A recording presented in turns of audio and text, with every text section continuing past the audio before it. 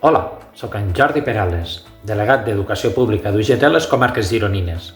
Avui us presento una web on hi consten totes les definitives adjudicades per especialitats de tots els centres educatius de Catalunya. En aquesta web, que teniu enllaçada en la pàgina pública.cat, podeu veure quines són les dades definitives que hi ha en cadascun dels centres educatius de Catalunya. Per a fer-ho, només cal que entreu en l'apartat corresponent i tot seguit escolliu el territori que voleu consultar. En aquest cas, obrirem l'opció del Consorci d'Educació de Barcelona, d'Educació Primària, i veureu que se'ns presenten les dades d'aquesta manera. A dalt teniu un desplegable amb totes les opcions que hi ha per primària. En la fitxa veureu que hi ha el servei territorial, el codi de centre, i a partir d'aquest codi està ordenada tota la llista, per número ascendent, el tipus de centre, el nom, l'especialitat, el tipus de plaça, en aquest cas només apareixen places ordinàries, que són les que poden sortir a concurs de trasllats, el cost i el total de definitives ocupades en cada centre educatiu.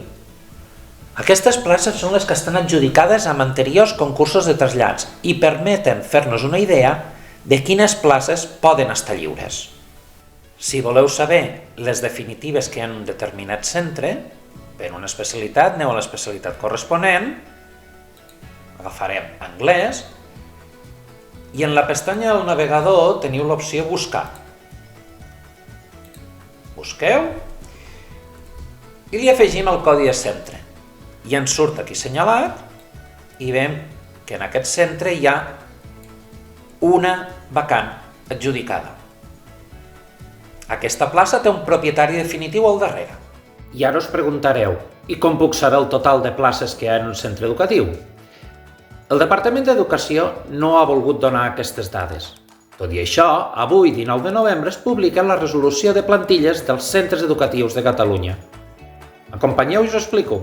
En la pàgina web del Diari Oficial de la Generalitat us adreceu al dia 19 de novembre.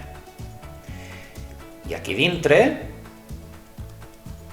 a càrrecs i personal, veureu la resolució per la qual s'aproven les plantilles. L'obriu i un cop s'ha carregat, busqueu el codi de centre que havíeu buscat anteriorment.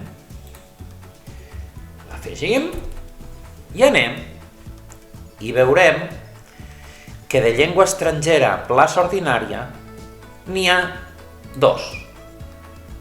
Comparat amb aquesta dada, que sabem que hi havia una ocupada, vol dir que molt probablement en aquest centre hi haurà de sortir una plaça a concurs de trasllats.